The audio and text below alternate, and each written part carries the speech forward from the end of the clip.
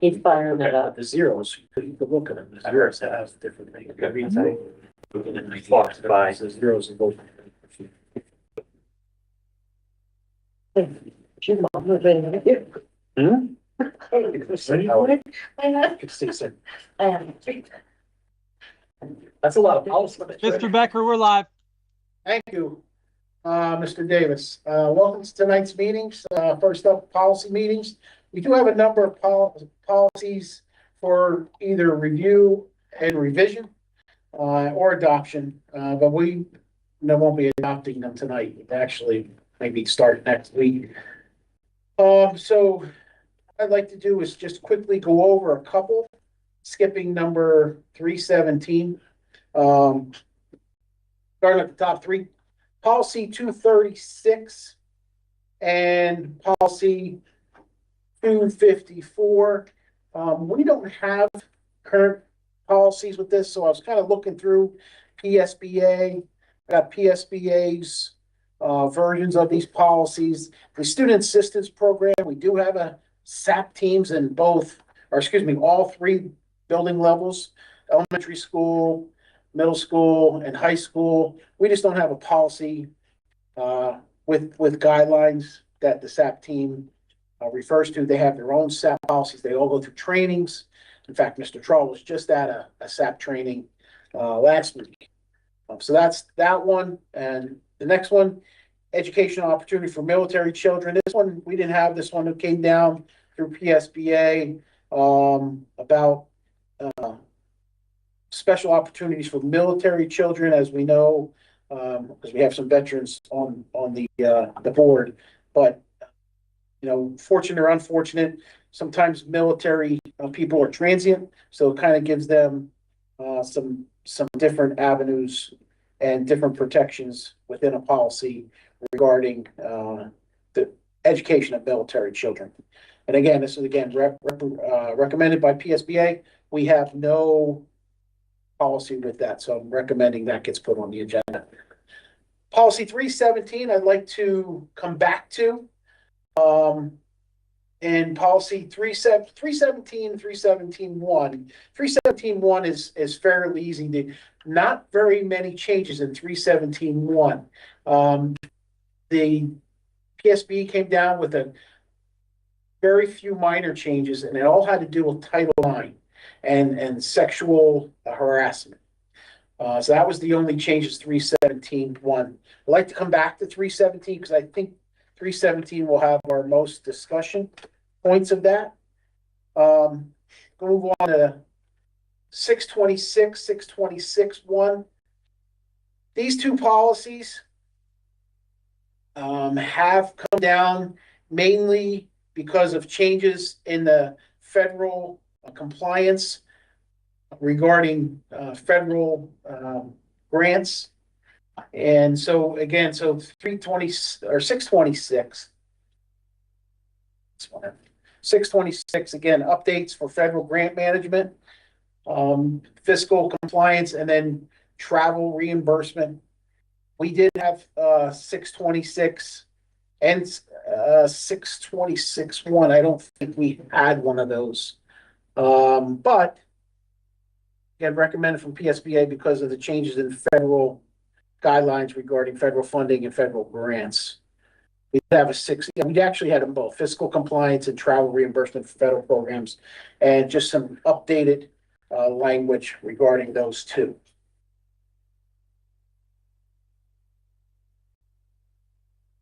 Okay. 718 service animals. If you remember back in May was our last policy meeting. We talked about this policy very little bit. I did wind up, if you remember, it talked about miniature horses. I worked through this policy and changed it all to animals, service animals. And again, it would be up to administration to decide. And there's guidelines of what would be a service animal. And again, so I changed it all to animals, so it didn't matter what the animal was. But then if all the guidelines are met and it's an actual service animal, it would be allowed in schools. I think it's very good to have that in our policy manual because I do not know 718, we have therapy dogs. But this would be just some changes to the policy regarding animals. 827. 827 again was some review changes for, again, federal guidelines changed on conflict of interest. Had to add federal employees to a part of it for federal purposes. There was a change about conflict of interest when an employee, officer, agent, or board member, any member of their immediate family, their partner, or an organization that employs or is about to employ any individual has financial interest, tangible personal benefit, and an entity considered for a contract. Again, not a whole lot of changes, but just some federal guidelines that changed 827. So they were the easy ones that I wanted to talk about.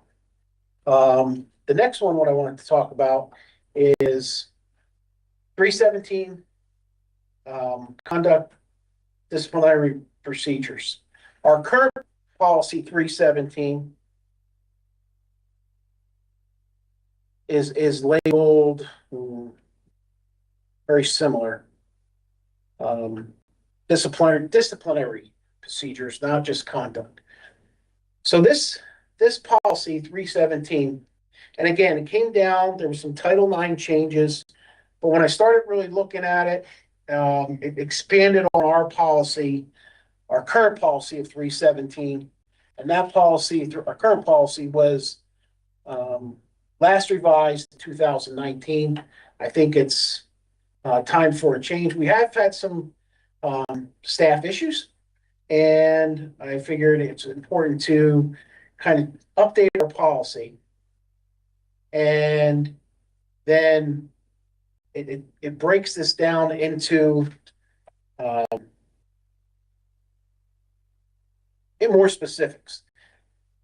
The policy, some of the things that were added to this policy as a reference to the Pennsylvania Code of Professional Practice and Conduct with Educators. This is a document that's in the PDE's code that we review here at school every year. We do it in the beginning of the year. We actually had our induction meeting today. So this was something that I did with our new teachers. We went over this professional code of conduct and professional practice document with our new teachers and their mentors today. Mrs. Shupp is going to do the same with our old faculty on Wednesday. Looking through, and again, I do not want to read for you, but a couple of differences is delegation and responsibility. Underneath that, this is an expansion of the old policy. When engaged in assigned duties, district employees shall not participate in activities that include but are not limited to the following. So all this you think would be general knowledge. I like that it's written down and it's spelled out, and it would be in policy. It's not part of our policy now, but it does give us some leeway. Again, include but not limited to these items. Why would you ever not check one of these? I don't know, Josh. Okay. Because when this came across my desk and I was looking at it and I compare it to the old policy, the big difference is these 12 items, right? Yeah. That's the big thing. And as you're looking at them, every one of them's a no-brainer in checking. So they're all checked. And then following down below, it says the superintendent designee shall develop, disseminate disciplinary rules, violations. They are in the AR, it's like attached to this. Here's the penalties, and it's in a progressive manner. Verbal warning, written warning, reprimand, suspension without pay. Make sure that was clear in our policy, as it was in our old policy. Right? That's not a change in our old policy. Demotion, dismissal, pursuit of criminal or civil and criminal sanctions. The arrest and conviction reporting requirements are still there. We talked about that this morning, that if someone, a certified teacher or certified employee is arrested for anything, whether it be shoplifting, DUI, they have 72 hours to notify their supervisor of the arrest. And there's actually a document for that, which is attached to this. So that include like a speeding ticket? It does not. So There are limitations. I think it's misdemeanor. Josh, without me opening up that document, it says it in the document. yeah. Okay. If you look at down, it says arrest or conviction report. That's labeled in that document. So again, the policy is pretty straightforward. The addition to that, to this policy, their old policy, is these, what activities that teachers or certified individuals should not participate in, and they're listed on there. And again, I'll check. I did want to open up the disciplinary procedures, AR 317-1, share and have any kind of discussion that we might have.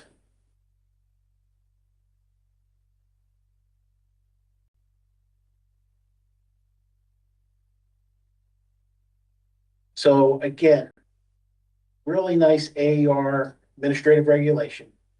And I know I won't be here to deal with this, but it's very step-by-step information for the administrator dealing with a staff member that might have disciplinary actions. Talks about how you should do it, and then it goes again. And when I say step by step, it does talks about documentation. This whole section is on documentation, and then progressive discipline, and then a step by step. And what I like about this is, if you look for verbal warning used for minor first-time violations, but if you go down to step 2, again, used for this verbal reprimand. And again, all these things should be documented. It does say in there. So when you get to step 3, for a written reprimand, used for repeated infractions of any violation of any non-cumulative, and for any non-cumulative violation of a more serious nature. And that's how step 4, step 5 goes with that. Has the same type of verbiage. Step 4, disciplinary suspension without pay, certified professional. Suspension pending discharge.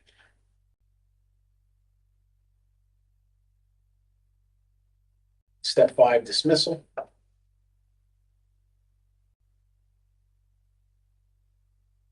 Now, I did make some minor changes to any of this of what I thought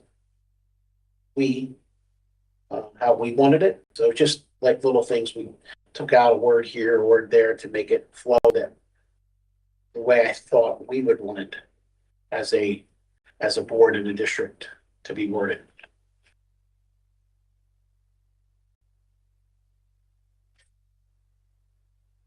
And again, because we went through this, a lot of this was very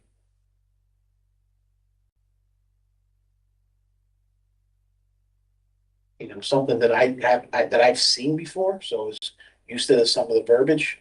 But again, I'm not going to be here, so I feel comfortable, leaving this document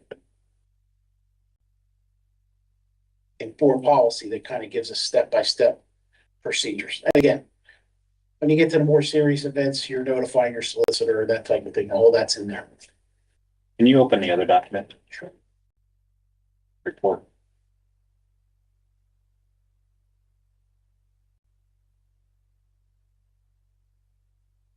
So the list there Yes. does not include things like shoplifting. No, that's us. It's more serious. I don't want to say misdemeanors or more, but I know it was. The next page discusses conviction for a misdemeanor, first degree, and so on and so forth. But these are so item 1 and 2 are the things that they have to report within 72 hours. Yes. Is what this is saying. So these are generally fairly serious things. Right.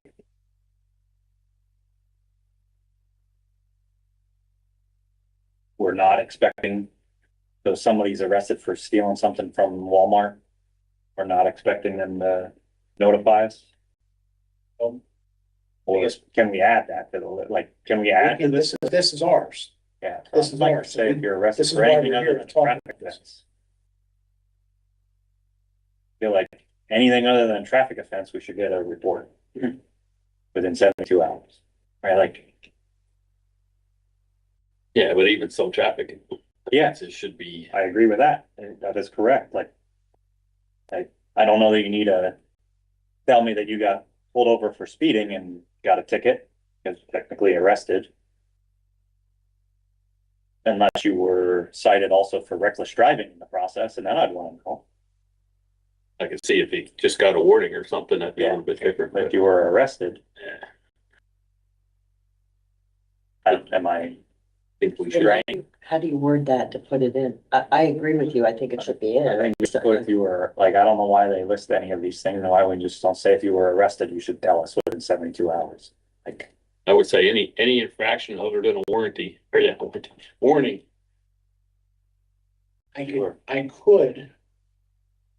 We could add underneath number one, any arrest, including, but not limited to.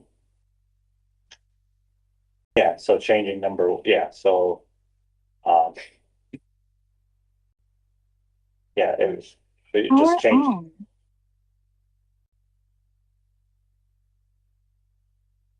Any.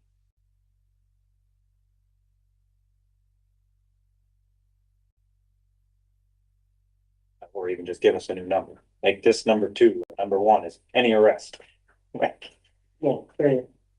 if you're arrested, you should report it. Any arrest or conviction. Any arrest what? Any arrest or conviction by any court of any jurisdiction, anywhere. Does say that. Yeah, but it only talks about, it doesn't. It's only related to those things listed in items 1 or 2. Our nation. Yeah, but only if it's something similar to those listed in clauses 1 or 2. So if I put 1, 2, and 3. Yeah, and make number 1. Yeah. Any arrest. Yeah. So just what you do with it then is up to the. Just the question is, any school employee allowed to drive any school vehicle? So, no, necessarily. So we only have a handful of school vehicles, two, 3, 4. 3. But I believe maintenance, we have 4 maintenance trucks, that's it. so getting back to what Josh said, if we have employees driving, So we run motor Vehicle. vehicle reports of them every year. so then they should be telling you if they get a speeding ticket. Yeah. Okay. Yeah, Yeah, we monitor I that agree. annually with insurance So renewals. I think my previous statement is wrong. I feel like if you're arrested for any reason, even including a traffic offense, Yeah, like, you're not really arrested, but. Any you get a arrest. citation, how about any citation? well, they would consider that an arrest. Okay, I believe it does say arrest citation. Yeah. Citation I arrest. never had one, so I don't know. I think I saw it A once. warning would not be, but Correct. like if you are actually being issued a citation, it is an arrest, and which is why you can. You just don't go with it. They leave the papers, follow up the payment or So fighting it. just to stay consistent with the verbiage they're using here, arrest or conviction report, any arrest or conviction. Period. Like, that should be number 1, any arrest or conviction. So not known legally is.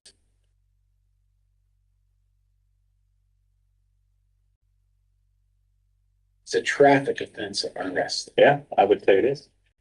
Now, I will say that You can confirm that with, I mean, my experience with solicitors, traffic how that would arrests be read. in other places has been that somehow the ARD program, the Accelerated Rehabilitation Program, ARD,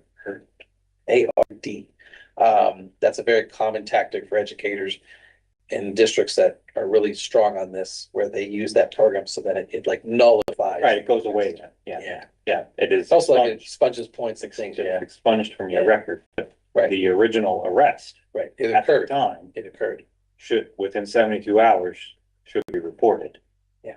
I mean, it's relevant to the points that Jim just made. So say you're somebody who's taken one of the school vans to take a small group on a trip tomorrow, and you were just cited for something that we care about, and maybe we have concern about you driving, right? Like Right. reckless driving, or, you know, speeding, or any of those things. It's up to the administration then to determine what to do with the report. Like, it doesn't mean you have to take action on it if it's, sure.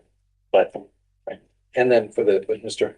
Jeske saying there, so the vans are all owned by Fullington, which we subcontract with. So if I'm a school district employee, they have to fill out a paperwork and form, provide information to Fullington to drive. And it's kind of like, there's forms and a process. yeah. I don't know the entire process well, but I know there's a process. I think I see no reason for not disclosure is important. That's part of the job. Should I put in number one? Any arrest or conviction, including traffic citations, should be reported to. Sure, just, And that way people aren't. yeah, to make it very clear. Yeah, Traffic. I think the more specific you can be Traffic as far as citations. clarifying, the better. If there's no restriction on what we can put in here, like, Well, I mean, I'm not 100% sure, but I see we try, we should move forward with the process as we see fit and then be told we can't versus us not doing the other way. Right. yeah, I think that's, Yeah. which is a good reason to leave the enumerated list as number 2. Right, just make number 1 the catch-all. Any arrest or conviction, traffic citations, summary offenses, etc.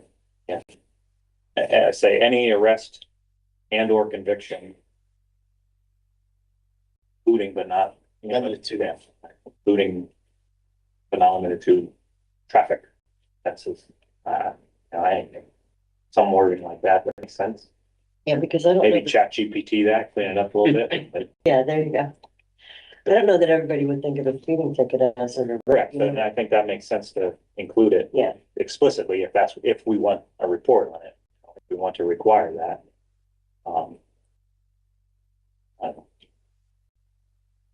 And again, the reason I think it's important to know, the reason we're looking for traffic citations is if they drive one of our school vehicles or are an advisor or coach that are driving one of them, even though they're not our vans, they're driving our kids. Right, or they're in one of our ATVs, you know, if we Yeah. have side by side or something that Yeah. we have on campus here.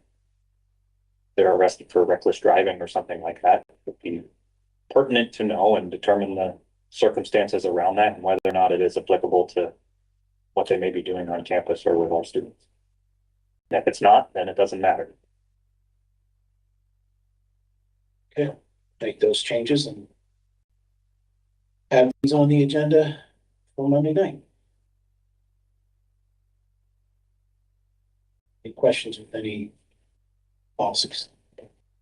Mr. Davis, any questions?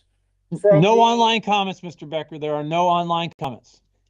Okay, have a couple minute break and we'll start facilities and All right. finance. You want me, Mr. Becker, would you like me to pause? Pause? Please, please, All right. please. I will let you know when we're offline. All right, sounds good. 20 minutes. Anything to say, Roger? Doug's on and,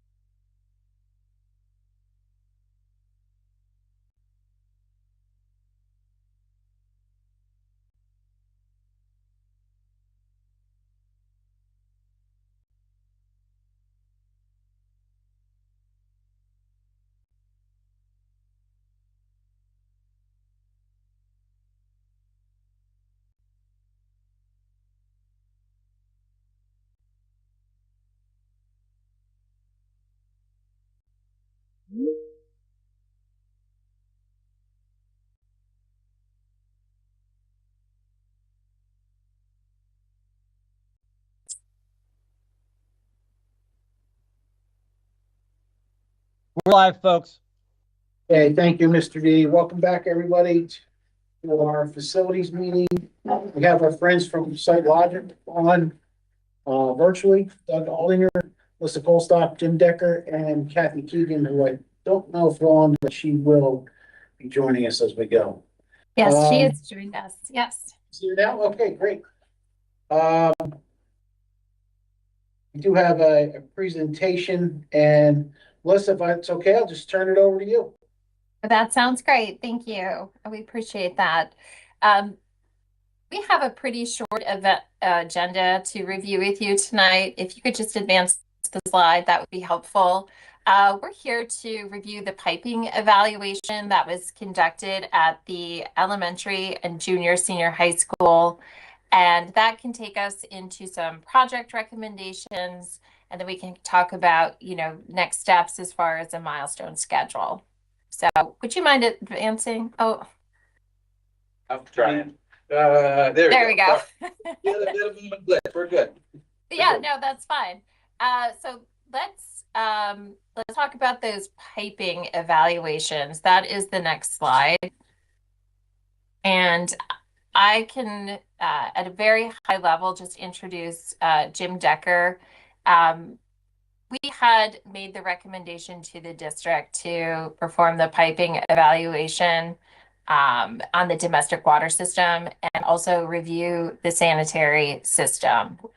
So Jim, do you want to take us through that and some of the things that we found, and Doug as well? Sure.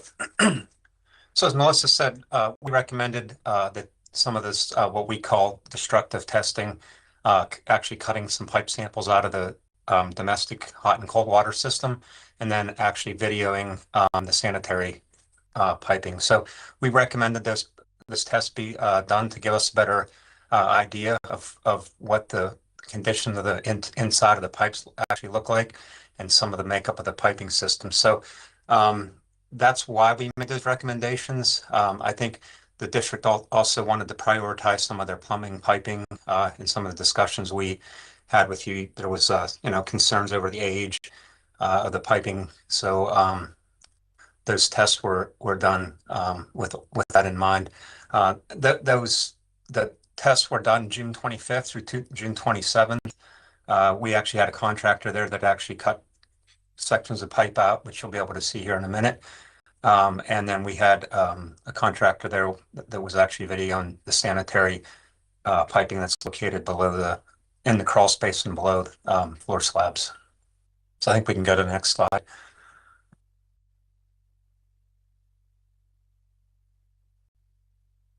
All right, so this is some results of the domestic water piping. Again, like we said, we cut physical samples out. We're looking for any type of degeneration in some of the piping thickness of the wall of the piping, that could compromise the piping and cause leaks in the future. But generally, the piping looked to be in fairly good shape for 50 or 60-year-old piping. We did find one leak at Hartman in the janitor's closet, and that was actually repaired when we were taking our samples. So kind of killed two birds with one stone there. Really, it's free of any significant buildup. There's a little bit of iron buildup and some oxidation you can see in that some of those bottom center pictures, but really nothing that we would consider alarming for this age of piping. So, in general, I think all good for the piping evaluation of domestic water. We certainly wouldn't recommend any major upgrades of piping systems based on what we can see here. Is there any questions on that? I know we do have a much more detailed report with a lot more pictures and some more information, but just to kind of give you a high level update of what we observed. I think we're good to move on. We'll just share the detailed report once we get it. Yep.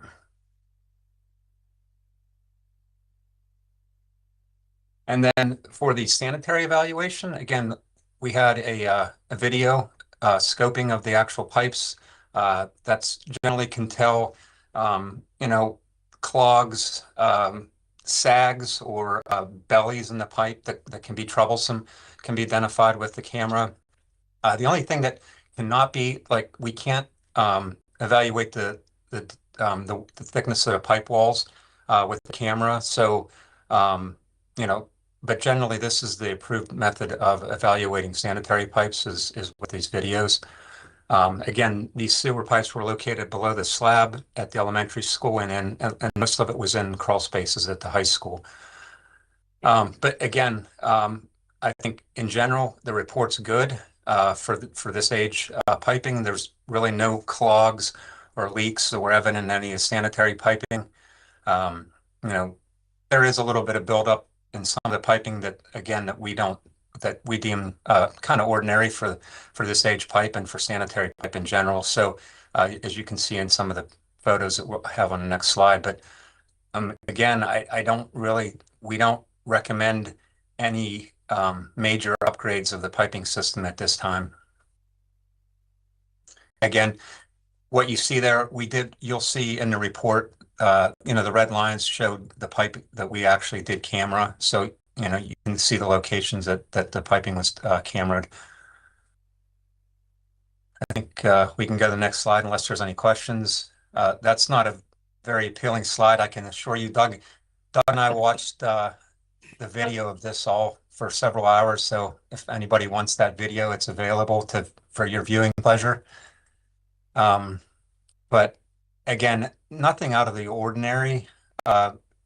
It probably looks worse than it is, but for a sanitary pipe, that's pretty average. Yeah, when you particularly look at the the top three and the bottom, they're all pretty good.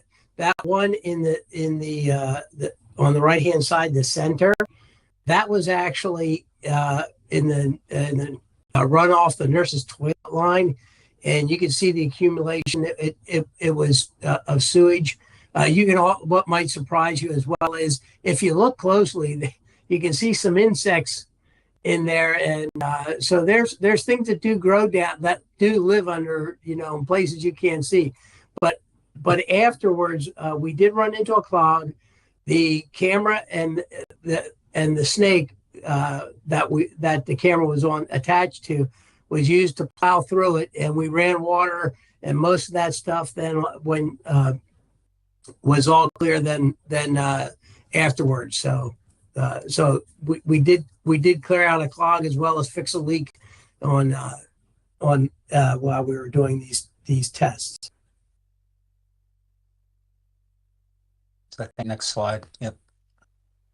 So here's some project recommendations that we have. Again, as I said, overall, the condition of the piping was in good condition considering the age. There was a little bit of iron oxidation built up on some of the domestic water lines, but again, nothing out of the ordinary or that should be alarming. I think the district should continue to monitor these systems because of their age. We also we could recommend or could see some hydrojetting, which is just a high pressure, essentially like a high pressure snake that's used to go down the sanitary pipe that would clean up some of that residue and build up on some of that piping. And then you could actually probably see some of the inside walls of the pipe a little better without some of that residue on there. So that's something that we could look at potentially doing some of the mains. That's all hydrojetted out into an outside manhole, and then they bring a truck in and suck out all that debris out of the manhole. So it's out of your system completely. And then if there are any areas that we think maybe that the walls of the pipe are deteriorated a little bit, they have cured in-place liner available now that we could line some of the existing piping, which would be cheaper than saw cutting slabs and digging slabs up, if that were the case. So again, but right now, I don't think we wouldn't recommend any major projects or anything like that at this point in time. The other thing too is as we do some of these other projects, hopefully in the future, for instance, if you upgrade a toilet room or do a toilet room renovation, we can and will upgrade piping, like sanitary and water piping associated with those upgraded toilet rooms. Or if you did a small renovation in one part of the building, we could replace sections of that pipe over time as we do projects as well. So just something to keep in mind. Any questions? So that All brings right. us to, yeah, some of the project scenarios and what does this look like going forward whenever we make recommendations. So what we've done is I've taken a snapshot of the scenario in your MySite IQ so you can navigate there. I know it's a little difficult to read, but I think what that allows us to do is kind of focus on that plan year of 2025. So in that upper chart, that first column, where we have $3.6 million. And it's about a 50-50 split between the two buildings. If you look at the chart on the bottom that has the box around it, that 3.6 is made up of 4 projects. Those 4 projects are essentially the same scopes of work at your 2 facilities. So looking at and understanding that there's a desire to prioritize not just the toilet room renovations, especially at the junior senior high school, but also to address some of the aging equipment, such as the water storage tanks within both of those buildings, and then the booster water pumps also at the high school. So we've highlighted those 4 projects as a way for you to consider,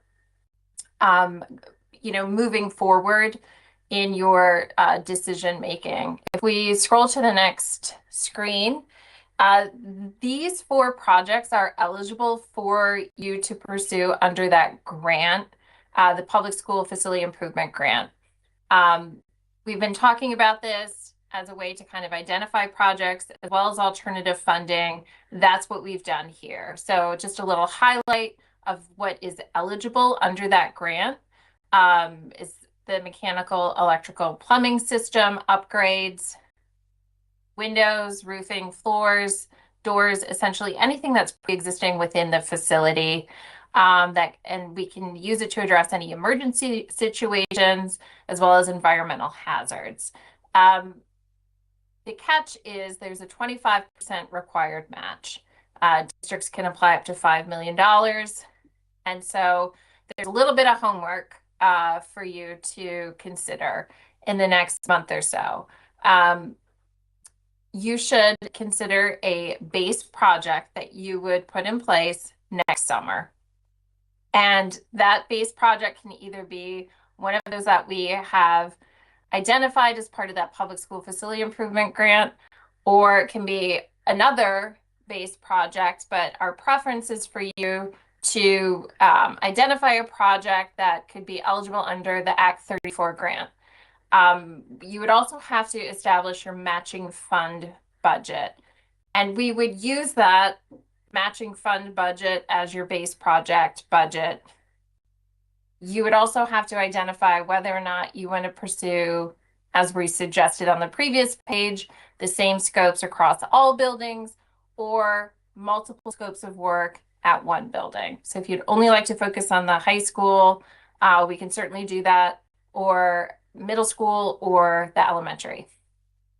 Here's what's a little important about that and the sense of urgency that we're trying to help you understand is that we have to put some design behind not just the grant application scope, but the work that's going in place for next summer. And the earlier that you are able to make a decision on the project that you would like to pursue, that gives us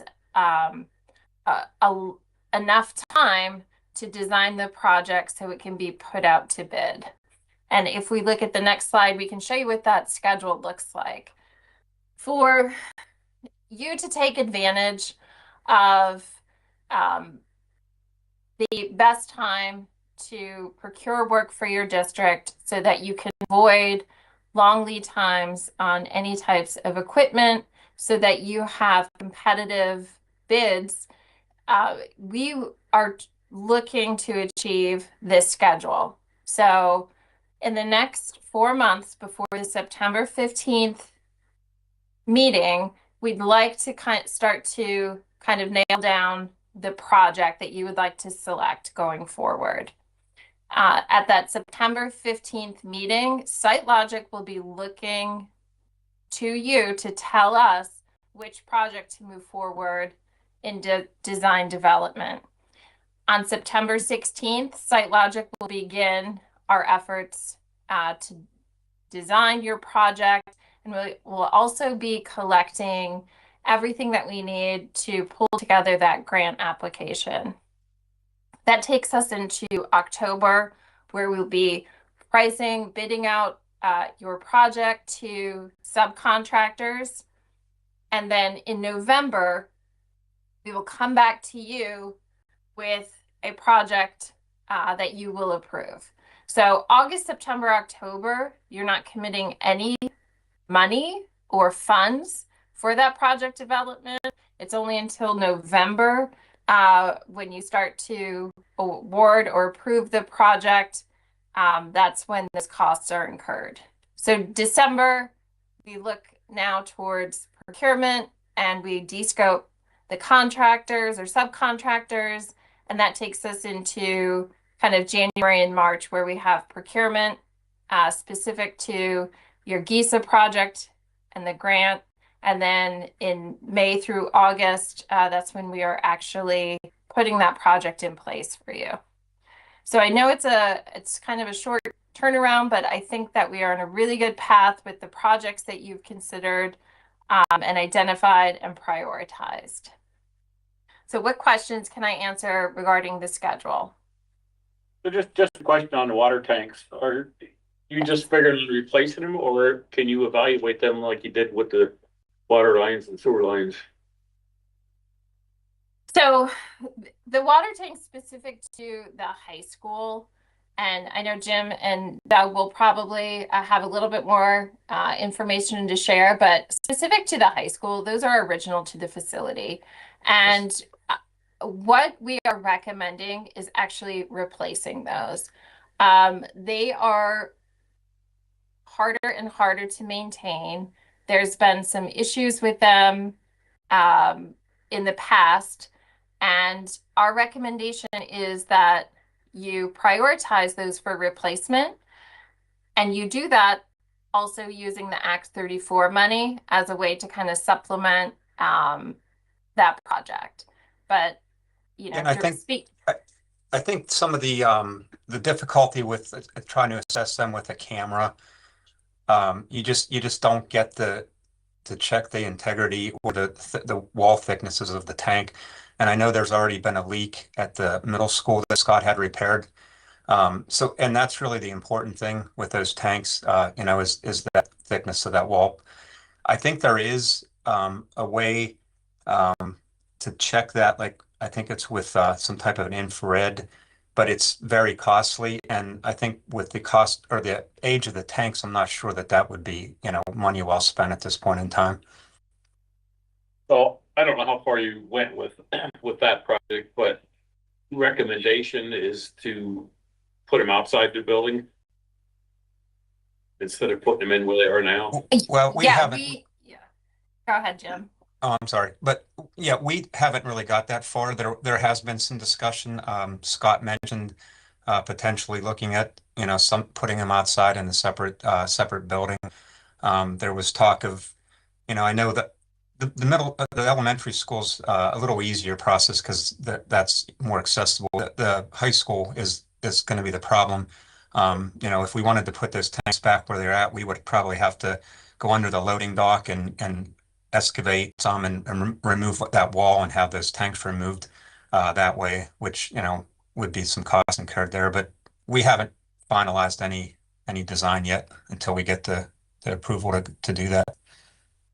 And we should also mention that there is in the past with projects similar to this, there is probably going to have to be some coordination with DEP that could be required. And we are just very cautiously optimistic that we can avoid that. But in the event that we can't avoid it, we have to try to anticipate with DEP that could be a very kind of, not very lengthy, but it could take a little bit longer to design and develop the project than it typically would. So we're trying to build into this schedule as much design time with the potential of DEP being part of the process.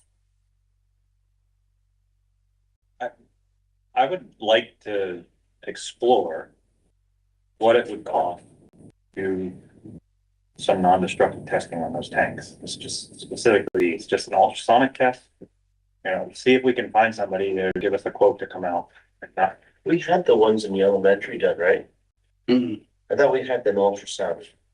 I agree that all of the internals, all the floats, all the controls, all that needs replaced. And we've had enough issues with all of that. The tanks themselves are gonna be costly.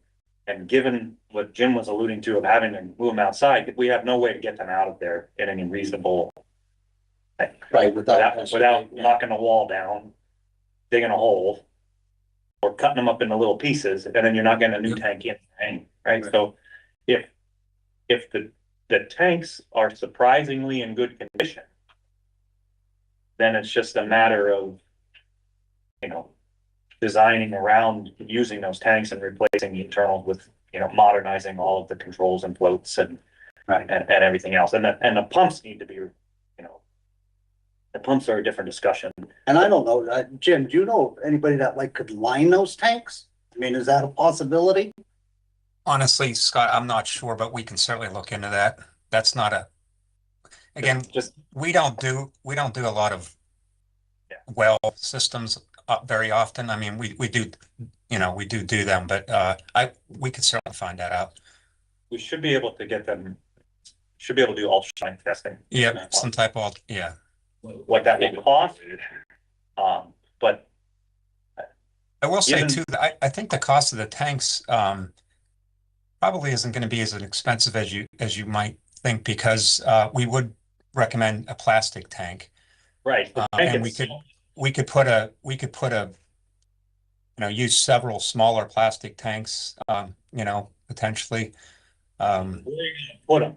Right. So that we've already had this discussion before we started with Site Logic. That's why Jim was asking that. And I understand you haven't gone down that design rabbit hole yet, but just, you know, very quickly looking at this, we're going to end up in significant costs with wherever they're getting placed, because they're not going to be able to just sit outside. Right. So it means we're going to have to, and we don't have another structure to put them in that makes any sense. So we're going to have to build an additional structure. So if it is possible to reuse the existing tanks themselves, regardless of the cost of the tank, just using that space and not having to worry about getting them out or putting others in, it may be very much worth. Oh, Yeah, we did have, to your point, we did have discussions on ultrasonic testing. We have to locate that service that does that.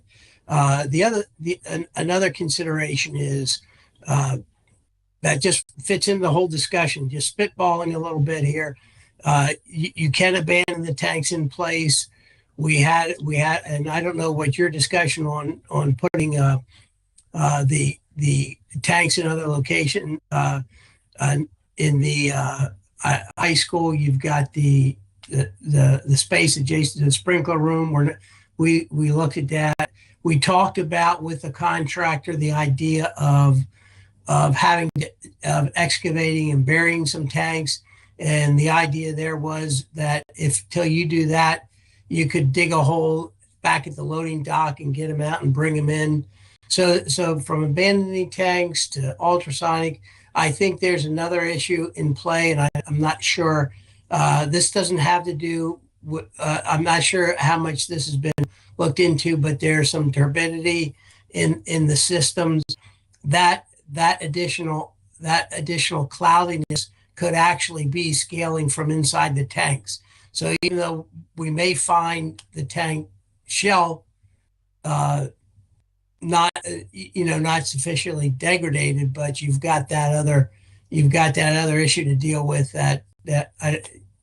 you might want to, that would have to be considered as well with any kind of a project. So there's a realm of things to discuss. We have looked at some things as we, and we'll explore more.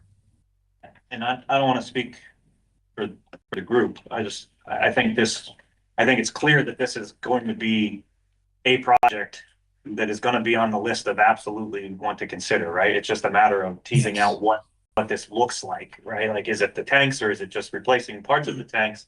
The pumps are almost certainly going to have to be replaced and the controls that go with them. But having more detail as to the current condition will be very helpful in answering the questions like Jim brought up. Right. Yeah. We've got a couple of starting points to find out who might do that ultrasonic testing beyond just typing in ultrasonic testing into an internet search. Just a thought. I mean, they go into detail inspecting boilers. I don't know if a company like that would be able to do something. So you're looking to also, I just want to make sure I understand the request. You're also interested in inspecting the boilers. Is that No, correct? no, just having a boiler company inspect the water tanks. I don't know Oh, if that's something. okay. Sorry. Yeah, it's possible.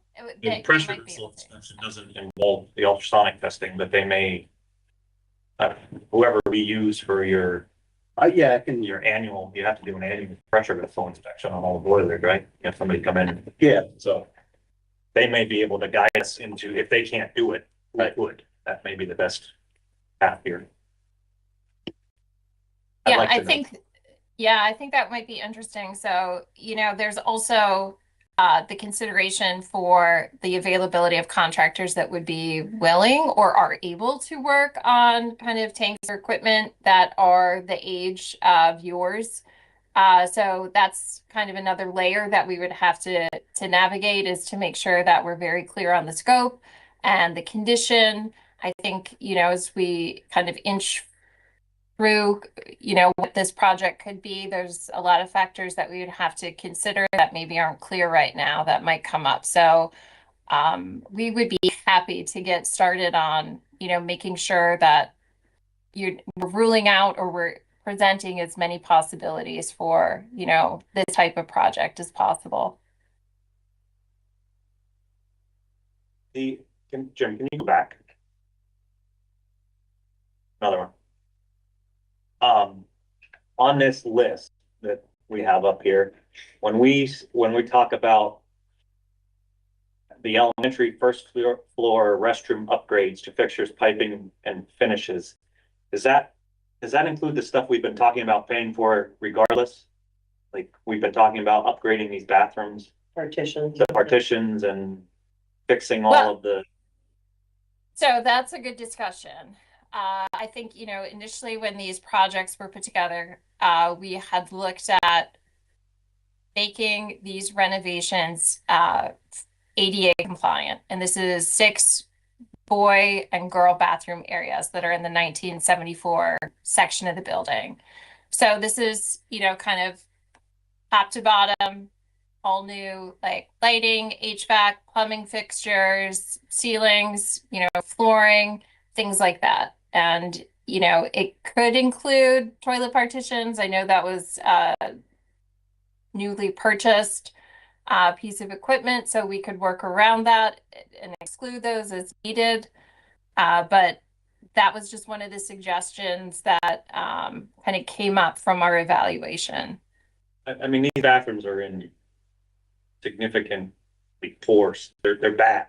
They need attention. I mean, we did the walkthroughs. They definitely require attention. So I think it makes sense to keep them on the list. I'm just trying to understand if we draw this box around these 4 and a month from now say, yes, this is what we want to move forward with, what all does that include? And then are we going to be talking about, paying for other things outside the scope of this? Or is this stuff that we would otherwise be already talking about paying for? So it's just trying to draw a box around this number of our match, right? If we're already talking about spending hundreds of thousands of dollars, regardless of grant, that makes it a lot easier to swallow a 400 or 500 or 900K match if we do get a $4 million grant. Right? So these are the items that we talked about that sooner or later, probably sooner, that'll need to be addressed. They're, you know, they are original.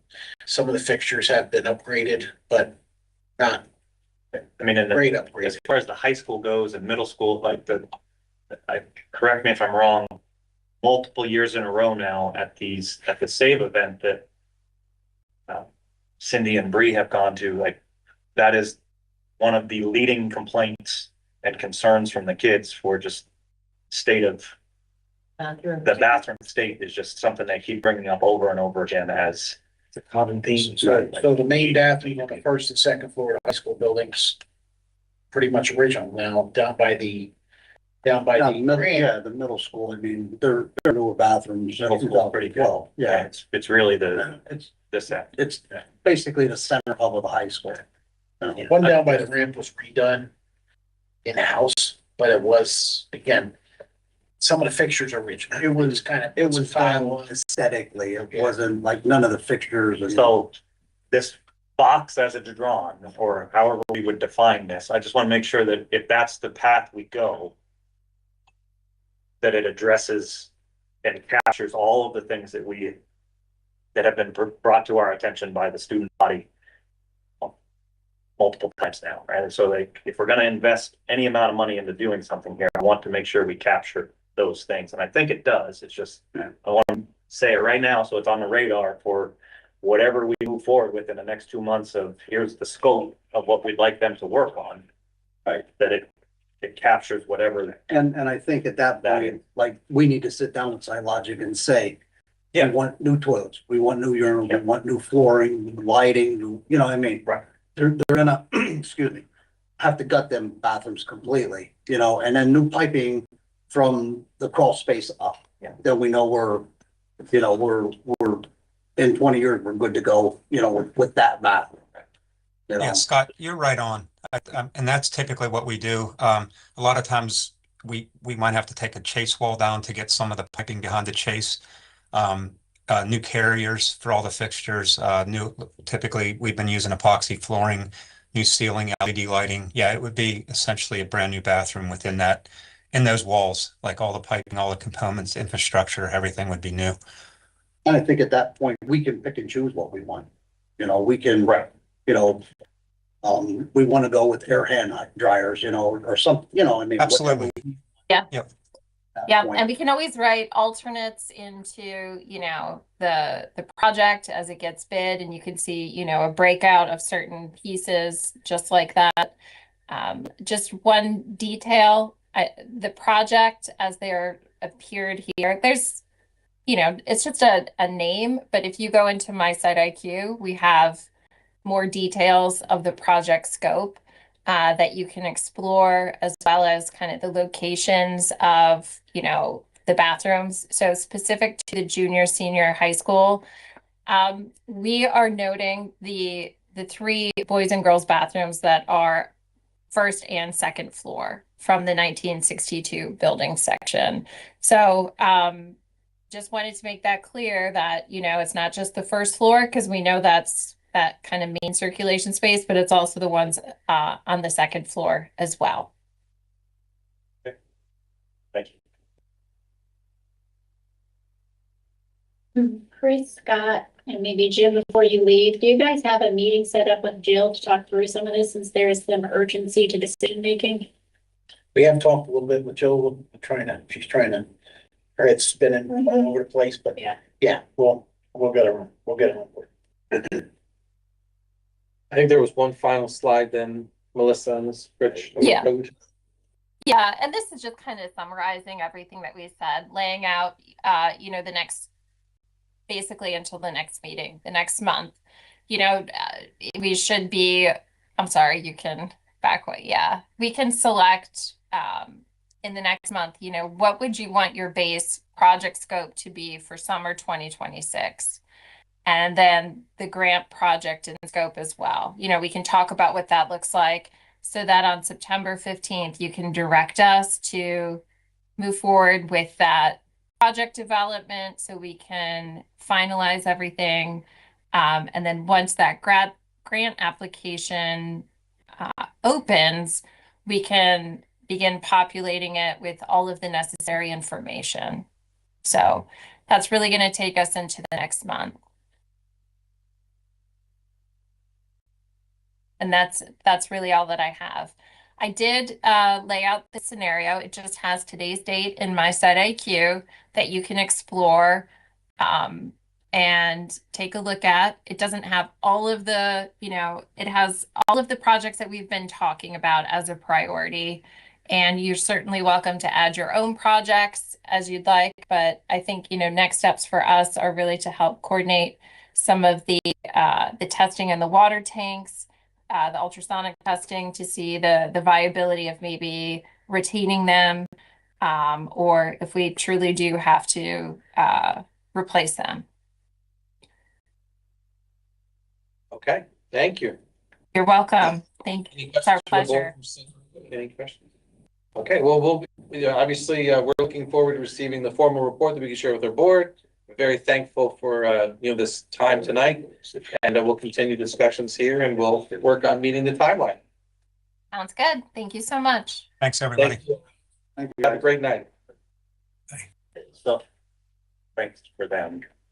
I don't think we have enough people here to have this discussion. Yeah, we can keep moving with the meeting, yeah. But like, we need to decide by next month. Yes, please. So for the full board agenda, there needs to be a bullet point on there to discuss and decide what we're going to tell them. Like, we're going to just have to figure this out. Yeah, so I think what we thought of when I found there was gonna be limited people here. Yeah. That we talk about it again next Monday. Yeah. And then even talk about it in September and then have a final. Yep. Or something to be put on September's. Yeah, so we basically, I think we have 2 meetings and then the voting meeting. I think the facilities finance meeting for September is Well attended. mainly, yes, well attended, but it's gonna be finalizing whatever we need to be done, but they want us to pick the projects now, which I don't know if that's a reality that we can do that. As long as we have them voted on by September 15th, Melissa told us that would be acceptable. That's our deadline, September 15th. What is the meetings in September? September 15th is the meeting, 8th and 15th. Is that the deadline? When is the grant application open? So Now, it's not even out. No. Yeah. That's what I'm saying. There's- Realistically, I see us voting on this in October, and does that, So we suggested that they need to do what did you call it? So to get a project done for next summer, we need to start now. Yeah. If we want to push it off till the summer of 2027, then yes, we can drag our feet a little bit. But until it goes, till we decide on something and then it goes through design and engineering, and gets approved, it takes time. And like she said, with water and sanitary, we might have to deal with DEP, and they definitely can drag their feet. This is why she gave us the schedule. yeah, Like, before they can submit the grant application, we need an actual design. then I think you guys gotta formally put something on the calendar with Jill next week, so that actually this discussion occurs between. Yeah. all of So- you. because the bid has to go out. This, Right. this, We have to have the bid out. Chris and I were talking today regarding all this scary. For a couple hours. That's why I anticipated. The scary part of it is talking about a grant here. Yeah. Which, it's a logical help us, but it's not guaranteed. Yeah. I think we approach any project, you almost have to approach it as you were talking about. These are things we're gonna do anyway. This is what it's gonna cost us. So grants one avenue of funding. What's the other avenue of funding? We're gonna do this project no matter what. I think we have to keep that in mind too. I agree. Or do we not do the project at all? But then again, you're just pushing it down. the road. I don't think there's any project that we're gonna consider even grant funding for, that we would not be thinking we're gonna be doing within the next 5 years anyway. Right, like, Probably both identified, there at least is batteries. so much that that requires investment here, that is going to require investment whether we want to or not, that I don't think we have the luxury of taking on and using money elsewhere. Anything that has a match, if it's free money, if it's 100% grant, well then, okay, yeah, we do whatever. But if anything, if there's any match at all, that is money that could be spent elsewhere, on things that we know we're going to have to do. So, which, again, the plumbing that like we're talking about, it's great that the domestic water piping and the sanitaries are in much better condition than anticipated. And very appreciative that we did the testing that, you know, we pushed for and we confirmed that. We may see the same thing with the water tanks. We know that the other parts of the water tanks have failed, and we know we have issues that we had to dismiss school early once this year already because of that. Right? Last year, I guess it was. We're not in school right now. We did have a water tank leak. Were you here when That was in the Yeah, it was in the elementary. We had Yeah. there was, But that's when we did, I thought that's when we did testing on it. we never did any, because McClure was the ones that fixed that, and I asked them about and they didn't do that, and we repaired it and moved on. I thought the tank looked good other than that. Yeah, I thought I Yeah. remember something. But I don't think there was any official testing. No ultrasound. There was no ultrasonic testing. I would have remembered that. There was, I I think remember something with it. we had someone in there looking at it. Yeah, and I mean, I know It's like when they cut out anecdotal. the patch, like the hole was here, but they cut out like a 2 foot by 2 foot patch. Back here it was minimal loss, you know, I mean. So the chlorine treatment that we do. Yeah. Does that occur before or after the water is in that tank? Is it the chlorine treatment as it comes out of that tank, or is it? No, it's, as it's going into the Okay, tank. so including in the high school, so the high school tanks do have chlorinated water sitting in there. Okay. Yeah. And I think that's per DEP regulation, yeah. Yeah, I mean, I know that we had to chlorinate it, it affects what kind of tank decay we may be seeing, Right. whether or not there's free chlorides in there or not, so. I mean, testing is the only way we're gonna know the thickness of that. Right. Okay. And as far as, like, I talked to, like, Skippy Adam, Chip Adam, was the one that did the sanitary, and I asked them about possibly like a scope like they have, putting it in the tank, but with it being so broad and narrow, it's hard to get a picture. It's hard to expect. Yeah. Now, he said possibly, you know, if we could, and I know I could probably do it over the elementary, I can't do it at the high school, drain one tank down, that we still have one tank. Maybe open it up and get a couple pictures of what the inside looks like. Yeah. That's a Still not gonna know possibility. the thickness then. That's not gonna get. All that matters is how much tank is left between the atmosphere and the water. I think. And Well, and I'll get with SiteLogic tomorrow, the next day, and I'm sure there's a company out there that can There do is. this. No, the only other concern is even if the inside of the tank checks out good, the outside of the tank still needs to be addressed. yeah, these are, Well, and I think that, Jim, that comes with the project, like especially, now the ones over the elementary aren't so bad because they're kind of in an environment that the air is controlled and whatnot. The ones over here are down in that basement. And I think if we decide to keep those tanks, we need to make that space more environmentally friendly. You know, like dehumidification and whatnot, so we don't have the rusting and stuff down there. But again, we still have to spend some money on refurbishing the outside of the tank. Right. Yeah, sandblasting, repainting them or coating them with something, yes.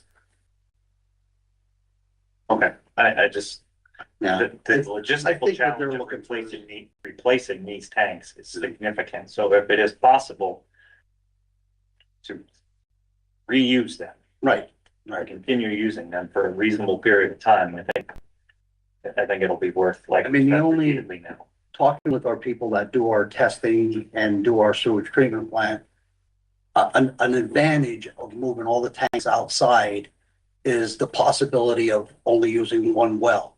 So then we only have one test site. Yeah. Instead of multiple test sites. How would, so if you were to do that, that would require additional, we'd have to run all kinds of new piping everywhere. How would you, Yes and no, depending how on. would you supply all the buildings from one tank, So, existing pipe? so the well line from the high school runs from behind the sewer line, there's a pump, runs up the hill into the school. Into You the, know, like a strategically placed building, like maybe in that dirt parking lot, that you wouldn't have a whole lot of, you know, you have the well line coming into it and then we're going out and reattaching. where does the elementary line? The elementary well is in the playground. Okay. So if we, again, utilize that parking lot for a building, we could dig from the well So over. you would have to. You'd have to do you're some gonna dig the excavating, very yeah. line. And tie into that line. Not Now, I don't know, and I'm sure this would be a question for DEP, like if we did that and only used one well, could we keep the other well? Because if we have to dig from there over, run a line and keep it as a backup. You know, because you have one well now feeding a big campus. I don't know how that would, you know, I mean, I don't know how DEP is on their regulations for that kind of stuff, but that would be something we'd have to. Well, I mean, they had all kinds of issues with the well at the state being used intermittently or not, and then again. Right. So, No, okay. What? some more, Scott. So just some quick updates. I mean, our summer went really well. Custodians did a great job. The kids I had did a great job. They were a big help. Just, I mean, I have a whole list of stuff, but just some things. We did have 17 room moves this summer. I mean, that was a lot of room moves. We placed a lot of ceiling tiles. Built a calming room in the middle school in one of the special needs classrooms. We did our own landscaping this year. If anybody can tell, but maintenance and the kids did the landscaping. So we remulched the playground. Most of our work orders coming in the summer are finished, with the exception of stuff we had to order and it's not here yet. So we did do some various plumbing projects with toilets, sinks, urinals, replacing flush valves and handles and stuff like that. And we removed a lot of TVs this summer and recycled them. A lot of teachers wanted their TVs out because they don't use them anymore and they're kind of an eyesore. So, I mean, that's kind of the gist of it. You're talking the old Big TVs, yeah. Brian, whoever Brian uses to recycle computers, they also recycled our TVs. So, that's kind of gist of it. I mean, there was a lot of other stuff and there's still some stuff that's ongoing. So, I think you took care of a lot of the exposed wiring that was hanging here and there. That's all taken care of. we try to, yes, I'll tell you what, my custodians did really well as to going in a room, cleaning it, and also inspecting it. I hired a couple new custodians this summer and they really worked out well. Good. So, that's pretty much on the summer work. Anybody have any questions? Anything? All right. 25-26 cleaning services. I think most of you know, we do hire one person to do our athletic areas, the gymnasiums, the locker rooms and stuff because of timelines, moving into the third shift. So we got a quote. I think, yeah, you guys can see it from a company called Prominent Cleaning Solutions. It's a gentleman that was with 3B Diversified that left because 3B Diversified was bought by a national company and they just got way out of control. So, I believe Chris can talk more on the money. I mean, I believe we're still under what we would pay like a full-time. Yeah, with benefits and features, this is still more advantageous to the district, also with the third shift differential model. Because we really couldn't time this right with our athletic events and things. If this is within reason, within budget. And there's no. Contractually, we're legally, if we are contractually allowed to do this with our agreements with AFSMA. Good question, yes. All right. Okay. Well, that'll be next week's. This will be on the meeting, right, Yeah, next meeting's agenda item, please. Okay. Next one, roof repairs. The roof repairs that we talked about, the areas that were wet that had to be cut out and a couple drains that were leaking were fixed last week. They came in and cut those areas out to where everything was dry and repaired everything. So all that was done last week. And I believe, if I'm not mistaken, and that brings our roof up to, if we wanted to get a warranty on it. We are, for a price, but the last time we did this, we opted not to have a warranty on it, so. Yeah. Unless something has changed about what is covered under a warranty, I think the same decision probably is. I don't know. I mean, I can ask them to draft something up, like what would be covered under a warranty if you are interested. If not, I'm not. I mean, it's worth exploring. Yeah. Reminding them that we rejected it last time because it didn't cover anything meaningful. Yeah, I mean, I can have them draw something up for the next facilities meeting. We can talk about it.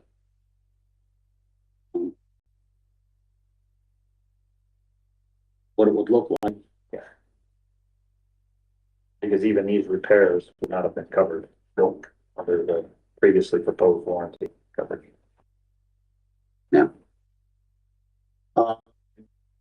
Next thing, bathroom petitions, they're up, they're ordered. These are, they're in their hands, being built, being processed. He does not have a timeline when they'll be here. I did talk to him last week. Since we're getting into school, the work will be done either at nights or on the weekends. So we'll just have to, when they're here, when they come, we'll have to schedule that. Any partitions will have to be discussed if we decide to do project. Partitions pretty much in elementary school. In the elementary school, yeah, we haven't done anything in the. You paid how much for it? Yeah, I hope the hell we can use it. I would imagine. I would imagine we could use, I mean, we may have to add to them. I know they talked about, once we do these, making everything ADA compliant, and I know has changed over the years. But I think it'd just be a matter of moving. I'd have to get something retro fixed, but I would think we could use it, hopefully.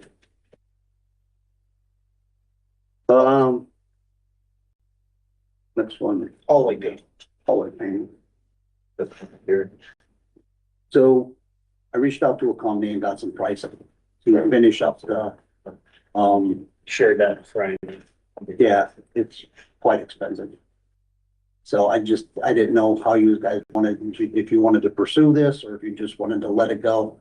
I'm planning on looking into trying to get the inmates at least 2 weeks next summer to at least finish that floor completely and get done what we can do on the lower floor. I think this is just, I mean, one thing with this is they're willing to come in, like if we have a day off of school, they'll come and do some painting. We have off for Thanksgiving for a couple days, they'll come in and do some painting. But We're looking at getting some other prices if we decided to do something. We just wanted to get a price to see what it would be like. We had no idea what painting. and this is just strictly labor. That's us buying all the material. It's Outrageous. local company. It's not. That's outrageous. I'm one of 5 women and 3 female workers who did that entire district office in a day. So the hallway? Are you Buy you lunch. And got Are you pizza. offering or?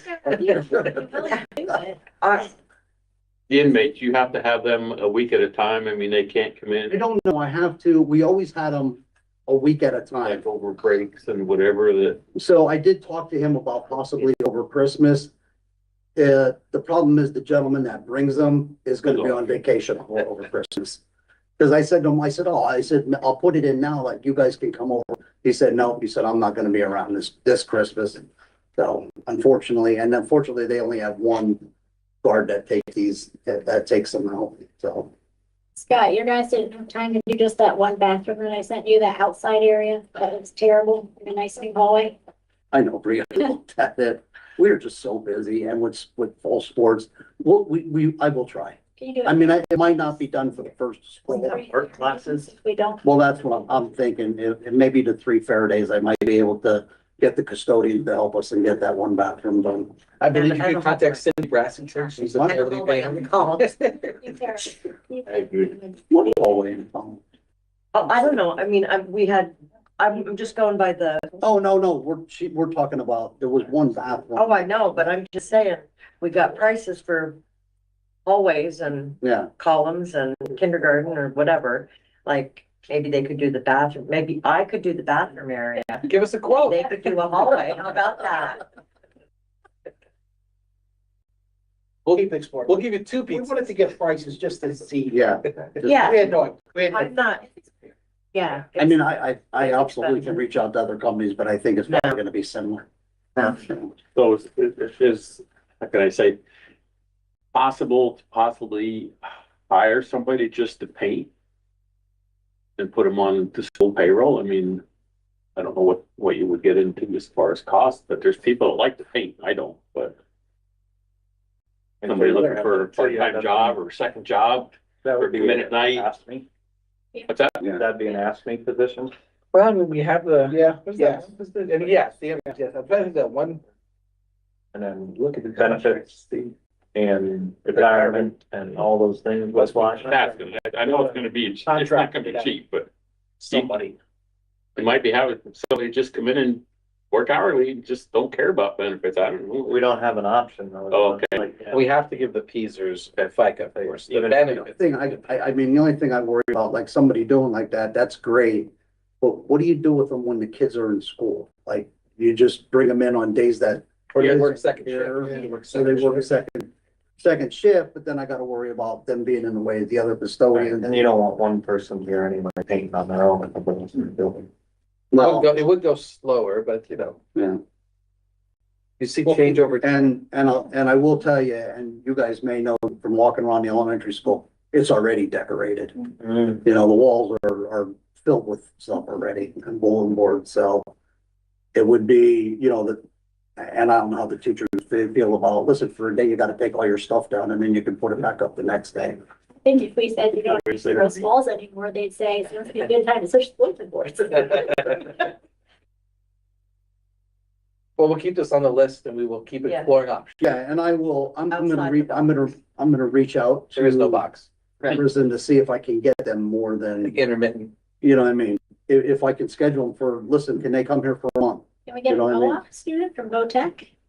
They're a Southern co-op student at VOTech that wants to paint? Now you're thinking outside the box. What would that fall under? So that, I know for a co-op, they have to, You gotta work their Career, like, during the day, during their school day, I don't know, that would maybe fall under building trades, I would think. And they have.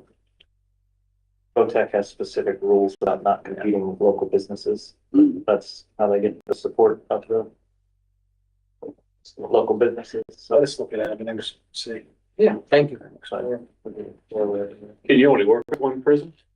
What's that? Can you only work with one prison? I work with Cold Towns because it's close. Okay, I mean, and I'm sure all the others stay one, but then we're getting further out. And the trouble is they're limited. They can only come out at a certain time and they have to be back at a certain time. So if I start going like to Monroe City or Frackville, it's not worth it for me because they have that travel time. So You know, just they'll so you be know, here for 2 hours and have to turn around and go back. this group that comes out, sometimes you get 4 people, sometimes it's 2 people or Right. 5 people. And they do, I know, personally, I know they were at Alpha Field painted, and they've done community events. They go, Mount Carmel uses them, Shaboka uses them, so they get used. So we're not the only ones Right. requesting their service, and although they're generous with their time, you know, get them for a week. If we get them for 2 weeks, I think that's probably Yeah, our max. that's probably gonna be, So I think our best bet is to look for alternative. If we're thinking painting, look for some alternative measures. do we have any like juniors or seniors whose entire day is study halls? that would be interested in, So we could make them student workers. that's what I mean. Just pay them You could. whatever the student worker. Yes, I think it's $9 an hour for first year, yeah, it's something like that.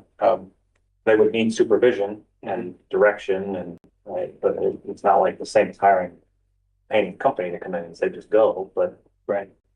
Just ideas to explore. Be a better use of some people's time than, We've had students come in after school and do custodial work. and obviously it would be voluntary, it wouldn't We be. have student workers in the cafeteria, maybe we get somebody for a part-time job. All right. We'll look at it for sure. Okay, gym floor. We'll talk about it, or can I? Can I start? You could start. Okay, so Check in. almost immediately after the gym floor was finished, we started getting some concerns about how bad it was. So we looked at it.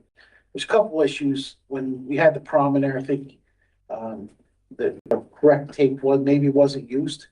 So when tape was pulled up, the finish was pulled up. So Which did we talk about? the new gym. So again, not any paint, not anything off the floor, but just if you can see the finish pulled up. Well, when we brought the people in to refinish the floor, I don't think it was sanded properly. I don't think it was applied. The finishing stuff was applied properly. I don't think it was cleaned properly. It's just a mess. So immediately we stopped payment. We did not pay on anything. We've been in communication with this gentleman. It's a crew that goes around the country. So I think the quickest that this person could get to us is the 20th. 20th of August. 20th of August. We're trying to set up where he comes and looks at this.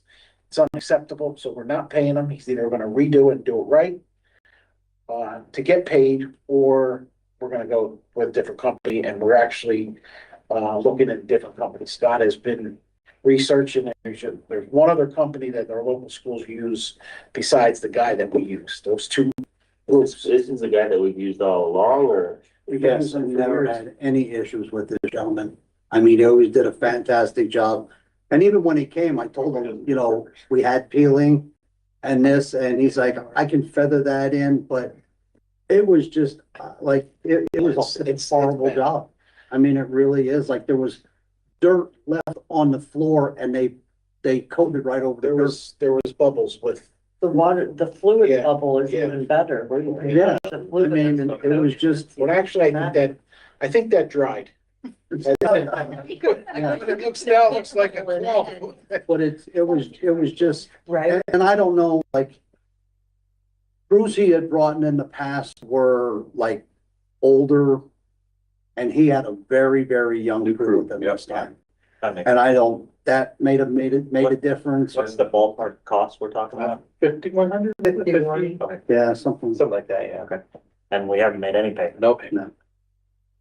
and we are talking to this alternative in case. Yeah, I talked to the gentleman and, he could get here. I mean, unfortunately, this is their busy time of the year. So he said to call him in September when things calm down. And I mean, at least if we go that route, I can get him in before basketball season to Right. I just wanna make address sure it. that before it becomes a real issue. Right. We have multiple paths to get it done in case. And I mean, looking forward, the possibility of refinishing the whole floor maybe next summer, like right down to bare wood, because some of the paint is starting to chip and stuff underneath, so We have to, it's, we'd have to budget for that, because that's, well, yeah, and that's, you know, we talk about it now because I know when come budget season, you know, if we have to budget for that. it's It's just, 50. No less than 50. Now, we've done that a few times over the years, not to the new gym floor, but as long as I remember, twice to the old gym floor, where it's sanded right down and looks like a brand new floor, and they repaint it, and it's a pretty slick process, but again, it's costly. And I was telling Chris, when we're in there looking at it, Scott, the tigers that were put on in there in 2012 are not the tiger we have. We got letters from Missouri that we can't, it's cease and desist using that tiger, so we have to use our tiger. Is it the one Bree has? Just Tell them to come take it off the floor. What's that? Tell them to come take it off the floor. That's what we kind of said. Because we kind of argued with them, we said, okay, we won't use it again. Then and we had Madison Yoakum. That's in Yoakum. That's in Yoakum. Yeah, you look at me like I'll know. She redid the tiger for us. She's doing great stuff out. The tiger we have now is the tiger when I got here. That was back in 13, 14. Okay. So, yeah, we will keep you Madison, updated. I mean, yes. I'm dealing with this Thank you, guy. Madison. The 20th, he's supposed to come and hopefully he doesn't like ruin his name and he fixes it, takes care of it and we move on, but I don't know. Yeah, because we're looking at 2 months, right? Hopefully. We did it Back. in June. Yeah, not the prior. Yeah, the- Yeah, Prior. When did we contact them to tell them that it was not satisfactory? Immediately afterwards. So that June. Yeah, it was immediately afterward that we, Within a week. Probably early July, Like, yeah. July, like a week or something. week or so afterwards, 2 weeks afterwards. It's been 2 months that he can't even come look at it to Um, decide. It was crickets for weeks, right? Nothing. yeah, Well, we call them, to email them and say, hey, this isn't good, blah, blah, Yeah. blah. And it wasn't until we said, hey, you're not getting paid. Yeah. Yeah, that got his attention. I got, as soon as I'm in the area, I'll stop by. Okay. So, another week goes by, I call them, hey, you know what I mean? No, I didn't forget about you as soon as I'm in the area. And that's the answers I got from them. Okay. And that's what's making me irritated Do with it. they have a website with schools they've done? Because I would Sounds like email, They did a whole. no, I was saying, I would email every athletic director of every school on that website and let them know the service that we're having, so that So, they and can I, plan wisely for the future. and I reached out to like all the facility managers. I belong to a group of them. And like a lot of the local school, like Jim said, they use 2 different ones. This Divine, who I contacted, and they're gonna come in September, and this guy that we use is like Williamsport uses them. There are a lot of local schools that use them. I've never had any trouble, and we never had any We've never trouble had any problem before. up until this year. And maybe he'll make it right. It's just So, delay here is concerning thus far. So, I know over the years when we have this done, we schedule them out in advance and, you know. yeah, I usually schedule them in the Yeah, morning. this- Right, and it makes sense that this is their busy time and they have all these things scheduled, but we were scheduled. Yeah. Right, so like making it, okay, which is right. Absolutely, you're absolutely right, Charlie. Make it, Not a Yeah. good business should be model. trying to make accommodations here rather than, okay, all right. That's it. Anybody have anything for me? Just so you know, I'm gonna be quicker than you, okay? So Normally, I'd like to talk tonight. I'm gonna try not to talk tonight. Well, good evening, Chris Snyder, Director of Finance. Thanks for having me. 2A. Glad to be here. Yeah. You guys need some good news now, okay? So the first piece of good news is you don't have the monthly invoices because we have a system glitch and we're working on it and you'll have them before next Monday, I promise. Yeah, they're not. Yeah, I know that. Do we normally have them for finance? Well, you're supposed to. We've Okay. struggled of late to have them in the right format or on time. That's, Yes. no, that's, We've been struggling. You're That's fine. supposed to, and that's my goal. We also ran out of checks, I just found out, so that's a problem. So we put a rush order on checks too. So we're gonna reevaluate these procedures. Apparently, we buy the checks in such big bulk that nobody noticed that the box got empty until we're like, why can't we run checks? We don't have any checks. I'm like, that's a problem. I mean, suggestion for procedural update is Yeah. the slip piece Yeah, of paper Colored piece of paper. Order now. that says you're running low. Yes. Felt- Maybe when felt there's risk. 250 left, right? Yeah, I think that's a great idea. Simple. We're gonna fix this. This will actually only be, this is only the, I think this is the first time, no, this is the second time we've ordered checks since I've been here. We actually, a lot of our payments are digital now, or ACH, so we're using less and less checks, you might notice. So number 2, or letter B, solar project update. Here's some graphs for you. You may have seen these before, but so the daily electric usage, and it's kind of not the best title because so the green is what we are received from the customer. So that's from us to PPL. Then the middle colors is like an orange, I'm not great with colors. That is what we are taking from them, like what we're using at night. And then the bottom dark blue, black, I think it's a dark blue. That is the net, the difference between you know, what we put in versus what we took out. So that's helpful, and just notice that we have quite a few days there where, you know, the net is, we're receiving power. Now, please note that this is only on one of the 6 meters, okay? So this isn't the net metering. So, You're saying what? so this is only, so we have 6 power meters. Yeah. This is only 1 meter. So this is the 812, the height, this building's here, the biggest, Correct. So but before that, you said Yeah. there is several days where what? So the bottom graphs, anytime they're below the line means we've received more than we utilize. Not based on what. You don't think so? So the So green is look what we at- got, look the at green, 718.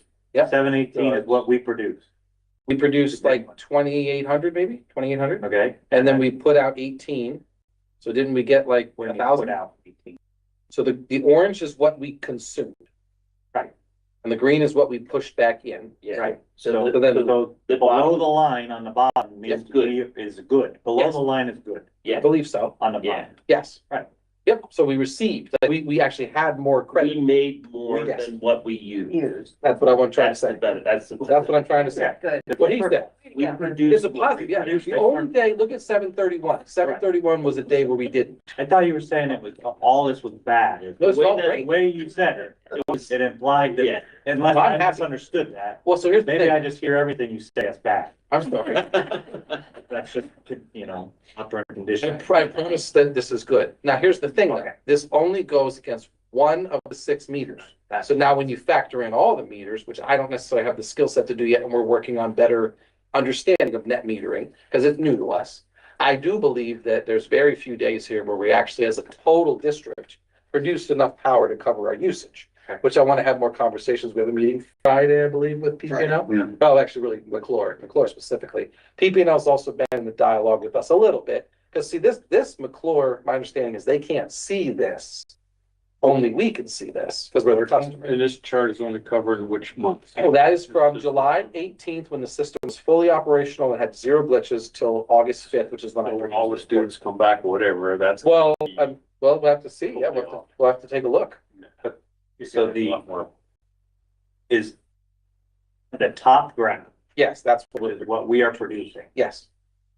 This top graph that says what we are producing is from PPL. Yes, This is what PPL says that we are producing, yes, okay? Do we have some other measure of that to compare it with? yes, we do. Okay. So the actual solar energy grid has its own Right. metering. That's what McClure is sending me. We're kind of comparing and That, contrasting. that would be my very first question is, Do they match? do they? Yes. And Yes. don't, and if ours is lower than what theirs is, then that's fine. Right? And we don't have to have any conversation on that. But if it's the other way around, then we have significant concern. So we're meeting on Friday to have more dialogue. Because it's interesting to me that I have to provide this to McClure, that they don't get them. Because PPNL website will actually spit these out in Excel CSV Right. numbers and. So just, that is important to Yes. confirm as quickly as possible. Yeah. I mean, in this July, August, these are our prime generating Yeah. months. Best months of the year. And we've had some really sunny days lately, as you can see. Well, 731 wasn't so sunny, I guess, but, well, yeah, depending on what you're trying to do, yes. For me, I'm happy with sunny days. For me, sunny days are positive, but maybe too sunny is bad for crops. I'm Really assuming. bad. So solar project letter C, we did receive the PPNL rebate, but I want to make note that the estimated amount back, 2.5, 3 years ago was at about $485,000. The rebate we received upon verified Excel-based data was 467,000. So it's slightly less than. And I can send you the full explanation from PPNL if you'd like. Yes, please do. Okay, I can do that right now.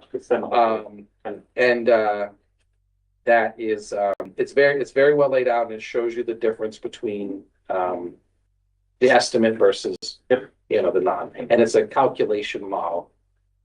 So I'll send that right now. But we did receive the check. The check has been cashed, and it is in our account. So I'm happy The with that. 485 estimate, Yes, did that come from PPL originally, or was that? came from PPL because that was our a simulated watts of peak demand. So the rebate is based on your peak demand over a certain period of time. At that time, we were using about 1.6 million kilowatts, which was a 485 peak demand. Right now, in 2.5 years later, we're at 1.57. We've actually become a little more energy efficient, and we're at 4.67. So the energy efficiency investments that were made in the district over the years, They hurt us. hurt us multiple times in this project, but are working. They're working. So they hurt us on this rebate, but they also hurt us on the total size Yes. limitation Of of the the array. array. So had we not reduced our consumption before the design, we could have built a bigger array and then reduced our consumption and had much more of a surplus generated. You're correct. Correct is not to argue against energy efficiency projects, it's just because Timing was, the timing was not great. Those projects all predated. Yeah, well, and they were good projects so we undertook at the time. At the time, Yeah. based on the information, it was a good. Yeah, so it is, hindsight's always clarity. The federal tax credit, We are in the process of applying for it now. Okay.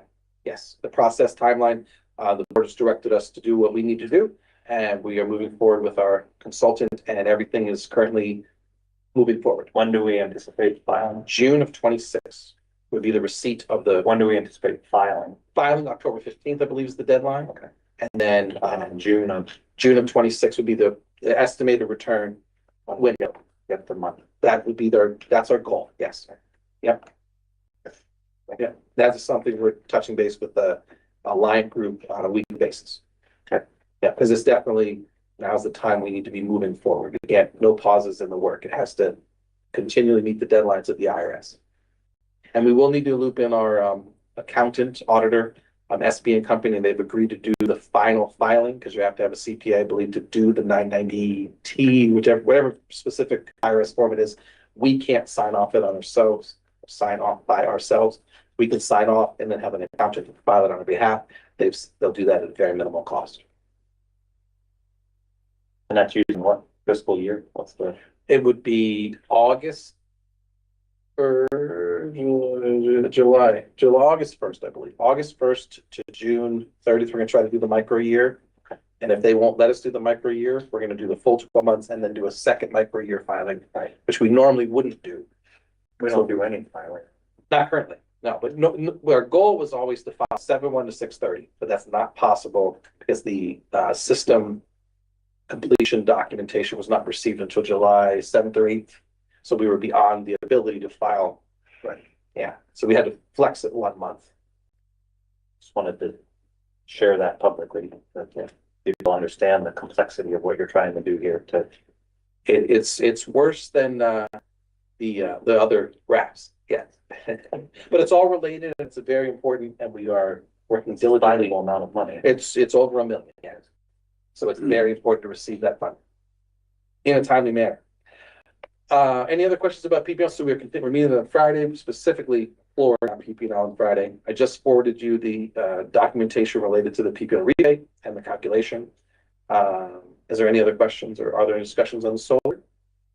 Okay, so now is a bad news moment. I believe the other items were mostly good except for running out of checks. I like the procedural idea of a colored piece of paper so far down in the box. That's a good idea.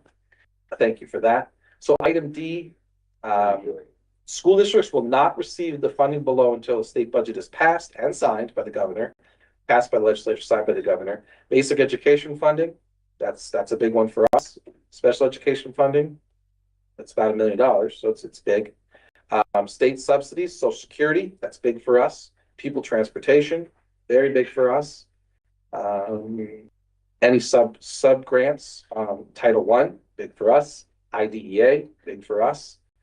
So these are all, there's not one item on this list that isn't important. So that's a problem. I just wanted you to be aware of that, to tell you to the local public. So what are we doing to be prepared for this delay in money? Number one, our highest revenue generating source by the system that's designed beyond us is our local real estate taxes. We are collecting them. We're making our first deposits right now. So thank you. This came in an email.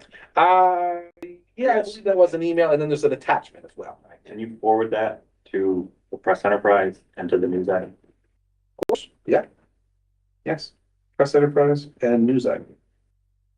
Yeah, you got it. Yes. It's actually a good topic to discuss in the local news and to get people aware of what's happening and what's not happening. Most importantly, not passing a budget. So I mean, I don't know that we are currently, we had a meeting today with our financial planners to make sure that we're not having any solvency issues. We currently don't have them.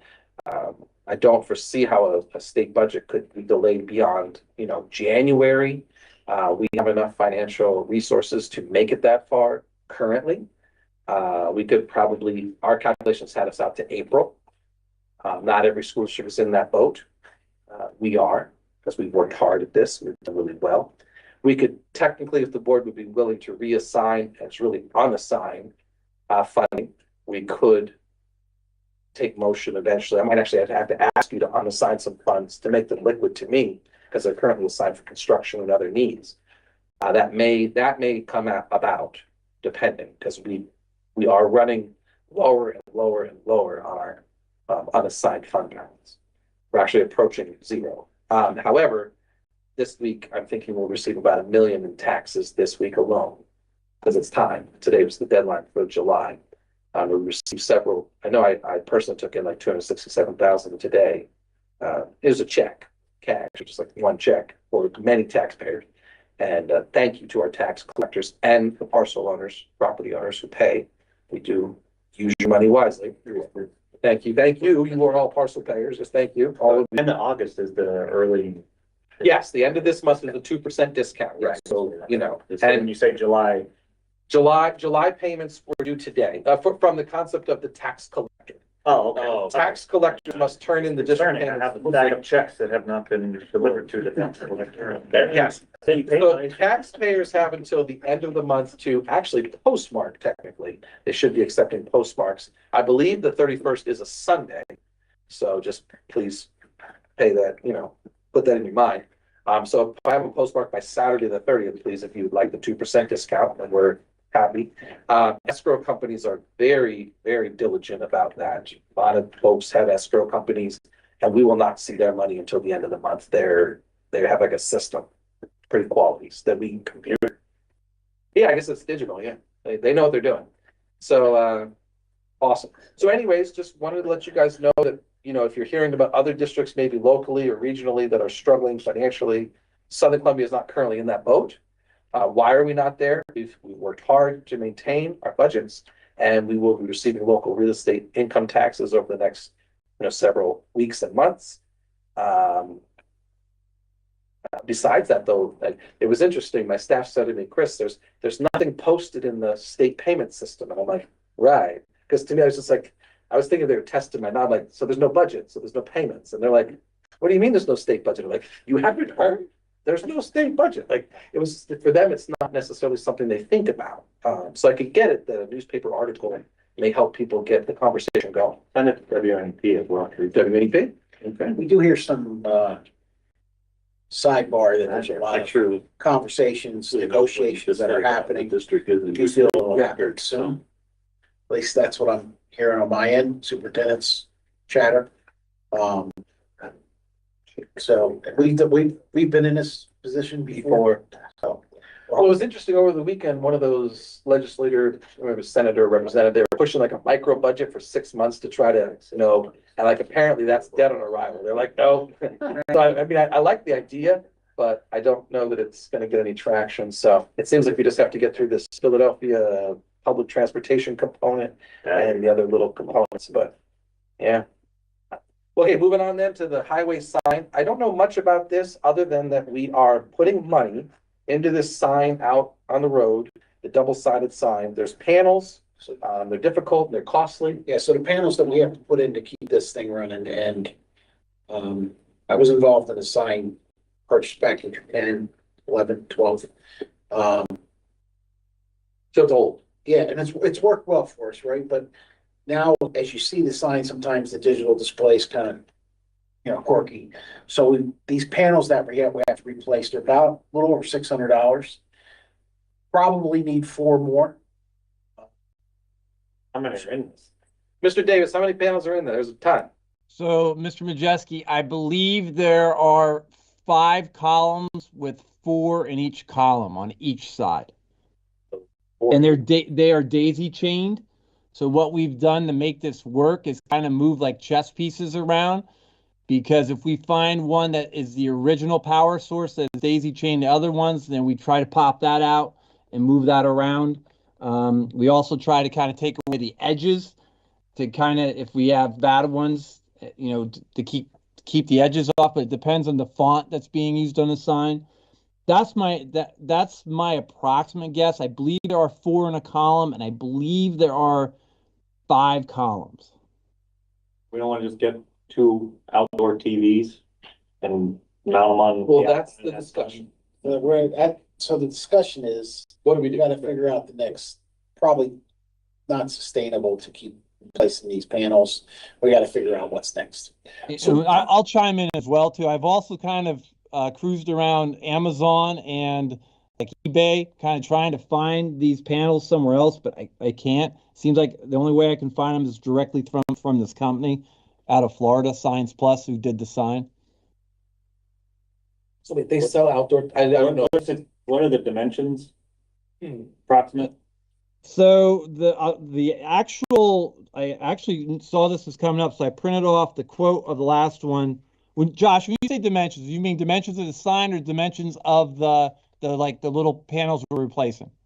The sign itself, if we were to abandon all those panels that are in there, and I am serious about an outdoor TV for each side, what is the vertical and horizontal? I don't know that information off the top of my head. I don't know. It's like a 75-inch I think TV. it's smart waterproof outdoor television, 55-inch for $1,600. I never knew that was a thing. It's bigger than 55. Yeah, 75. I'm thinking. So 65 is 2,200. We can get that measured. Yeah, Okay. we just measure it and see. I didn't know you could do outdoor. Right, and then you could do Pictures. all kinds of things on Yeah. the screen. You could have motion and everything. Right, and cartoons up there. Josh, just while we're having this conversation, and I'm trying to think, how would you suggest connecting to that then? Because right now we just Yeah. put like a wireless receiver on that. Yeah, Wi-Fi. Okay. You get a smart TV and it connects to the Wi-Fi network, and then you go into Amazon Prime on the smart TV, and you just make sure that you have it well protected so other people can't project. Pair to it, yeah. So That'd be not fun. watch your movies out there. Yeah, this one says right here, it says Google TV, You could waterproof. put sports clips up there. You could put the recap from the football game or the field hockey game or whatever, you know, and Wow. we could put real things up This there. particular one says handles of weather. Max. Whoa, look at that play. Advertising. Yes. I did not know they made waterproof television, but here it is. So we wanted to bring your attention that we'll be looking to do, Well, that's cheaper than $100,000 sign. yeah. Well, I mean, that you look at some of these displays, They're crazy. they're really, really expensive. The issue would be visibility from what angle and distance, right? Like, so. Yeah. And we also have These to- are all things that we could probably solve if we wanted to look at it. Yeah. Just keep in mind, I know we had some issue with PennDOT. Yeah. I was just gonna say, you're gonna run into storms. Oh, with this sign? Yeah, so, you know, so that could be an issue down the road too. How far away from the road does it need to be before it's, Good question. Of their I don't concern. have that on me, but I tell them we'll worry about the sign when they put up a traffic light. I agree with you. You could put a traffic light on there. That's what I was gonna say. Put a little traffic light on there. Maybe we could advertise the haunted house since they don't let them put them on the poles there. That is a significant, that is a Yeah. real concern. Yeah. I mean, but at some distance away, it's no Yeah. longer, Because all schools have them now. They have these displays out there, but again, it's a distance away from the road. Right. and the sign already exists. Right. Sign already exists. I don't know what the rules are. Okay. I can't speak intelligently to it, but Well, I can't believe that a 75-inch outdoor Google TV, completely waterproof, is $3,400. Like, that's impressive. Like, I did not know that. So thank you. Like, wow.